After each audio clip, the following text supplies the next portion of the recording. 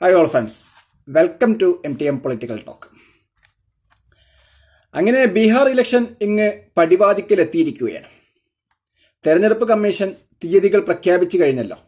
2 ഘട്ടങ്ങളിലായാണ് ഇപ്രാവശ്യം ബീഹാർ നിയമസഭാ തെരഞ്ഞെടുപ്പ്. നവംബർ 6-നും 11-നും ഇതാണ് ഇലക്ഷന്റെ തീയതി. നവംബർ 6, നവംബർ 11 തീയതികളിലാണ് വോട്ടെടുപ്പ്.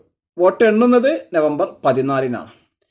ഇന്ന് 4 മണിക്ക് ഇലക്ഷൻ കമ്മീഷൻ വാർത്താ സമ്മേളനം വിളിച്ചപ്പോൾ തന്നെ ഇലക്ഷൻ തീയതി പ്രഖ്യാപിക്കാനാണ് എന്ന നിഗമനത്തിൽ എല്ലാവരും എത്തിയിരുന്നു. കാരണം മറ്റുള്ള നടപടികളൊക്കെ തന്നെ പൂർത്തിയായതുകൊണ്ട് ഇനി വോട്ടെടുപ്പ് തീയതിയുടെ പ്രഖ്യാപനമാണല്ലോ ബാക്കിയുള്ളത്. അതുകൊണ്ട് തന്നെ എല്ലാവരും പ്രഖ്യാപനം നടത്താൻ തന്നെയാണ് ഇന്നത്തെ വാർത്താ സമ്മേളനം എന്ന നിഗമനത്തിലെത്തിയിരുന്നു. തീർച്ചയായും അങ്ങനെ തന്നെ അത് സംഭവിച്ചു. ഇന്ന് തീയതികൾ പ്രഖ്യാപിച്ചിരിക്കുകയാണ്. അപ്പോൾ ഇനി അധികം ദിവസങ്ങളില്ല.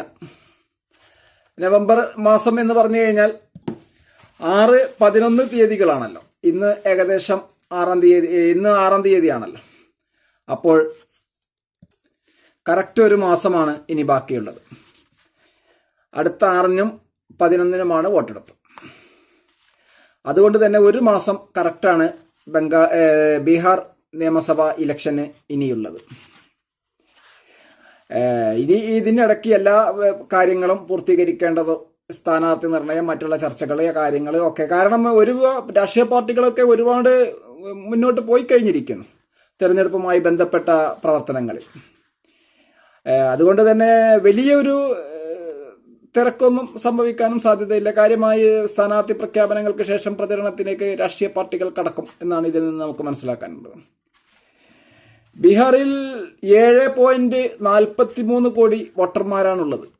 ഇതിൽ 3.92 കോടി പുരുഷന്മാരും 3.5 കോടി സ്ത്രീകളുമാണ്.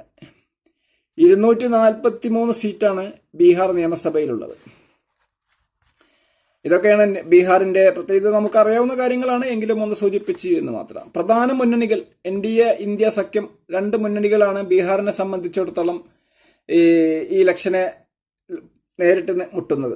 ഇന്ത്യ സഖ്യം, NDA. ഇതിൽ NDAയിൽ BJP, Janata Dal United, Lok Janshakti party, ഈ 3 പാർട്ടികളാണ് ഉള്ളത്. RJD നയിക്കുന്ന ഇന്ത്യ സഖ്യത്തിൽ കോൺഗ്രസും ഇടത് പാർട്ടികളുമാണ് ഉള്ളത്.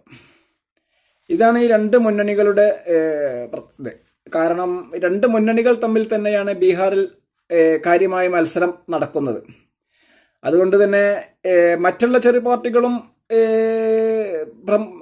പ്രമുഖരും ഒക്കെ, സ്വതന്ത്രരായ പ്രമുഖരൊക്കെ മത്സരരംഗത്തുണ്ടാവുമെങ്കിലും NDAയും ഇന്ത്യ മുന്നണിയുമാണ് ബീഹാറിൽ പ്രധാന എതിരാളികൾ, പ്രധാന മത്സരാർത്ഥികൾ. പ്രധാനമായും 2 മുന്നണികളാണ് ബീഹാറിലുള്ളത്. അതുകൊണ്ട് തന്നെ ഇന്ത്യ മുന്നണിയും NDA മുന്നണിയുമാണ് ബീഹാറിൽ പ്രധാനമായും ഉള്ള 2 മുന്നണികൾ. അതിൽ ഇന്ത്യ മുന്നണിയിലാണ് ഇടത് പാർട്ടികളും കോൺഗ്രസും ഒക്കെയുള്ളത്, RJD നയിക്കുന്ന.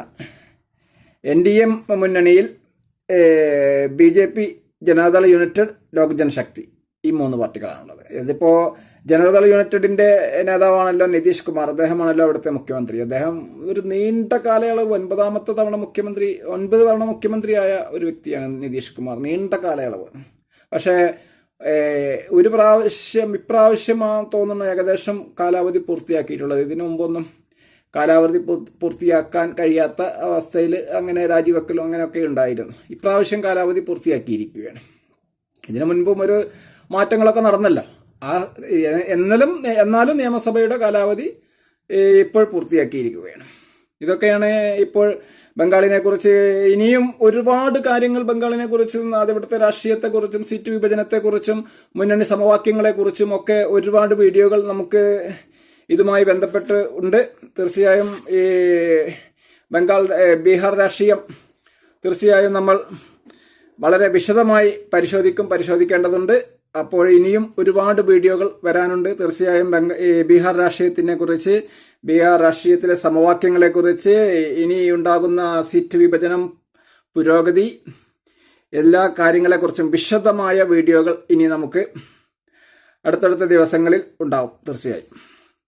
അപ്പോൾ ബീഹാർ ഈ തീയതി പ്രഖ്യാപിച്ചു കഴിഞ്ഞിരിക്കുന്ന ഈ നിലയ്ക്ക് ഇനി ഇതുമായി ബന്ധപ്പെട്ട കൂടുതൽ വീഡിയോകളുമായി കണ്ടുമുട്ടാം. ഈ വീഡിയോ മുഴുവനായും വീക്ഷിച്ച താങ്കൾക്ക് നന്ദി. താങ്കൾ ഈ ചാനൽ ഇതുവരെ സബ്സ്ക്രൈബ് ചെയ്തില്ലെങ്കിൽ സബ്സ്ക്രൈബ് ചെയ്യുവാനും അഭിപ്രായ നിർദ്ദേശങ്ങൾ എന്താണെങ്കിലും അത് കമന്റ് ബോക്സിൽ രേഖപ്പെടുത്തുവാനും ലൈക്ക് ചെയ്യുവാനും ഉറപ്പിക്കുവാനും അടുത്തൊരു വീഡിയോയുമായി വീണ്ടും കണ്ടുമുട്ടാം. നന്ദി, നമസ്കാരം.